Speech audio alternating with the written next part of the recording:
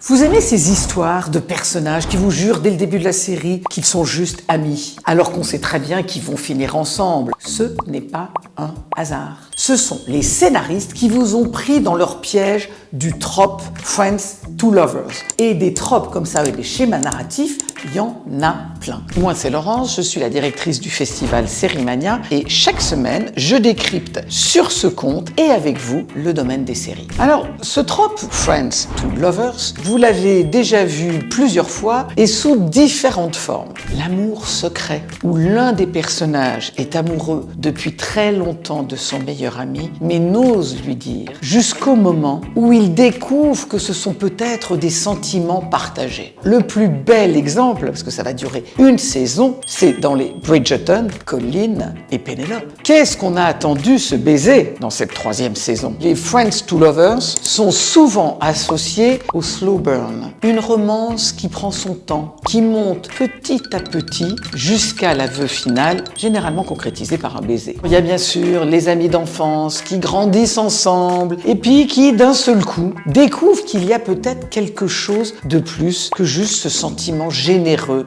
de l'amitié. Exemple, Belly et ses deux amis d'enfance dans la série L'été où je suis devenue jolie. Alors ce trope, on les retrouve aussi dans la littérature classique. Et chez Jane Austen, mon autrice préférée, on la retrouve dans les 3 tomes d'Emma. Il faut attendre la fin du 3e tome pour que Emma, l'héroïne, enfin se rende compte que George n'est pas que son ami, mais qu'elle va pouvoir aussi passer sa vie avec lui et l'aimer. Alors pourquoi ça marche aussi bien? Ça ressemble à la vie réelle d'avoir d'un seul coup un crush pour un bon ami. Donc les séries surfent sur ce sentiment fort de l'amitié qui peut se transformer en réalité en amour. Alors du coup, moi je vous demande en commentaire, qu'est-ce que vous aimez dans les séries? Est-ce que vous aimez les séries Friends to Lovers ou est-ce que vous préférez les séries Enemies to Lovers? Dites-le moi en commentaire.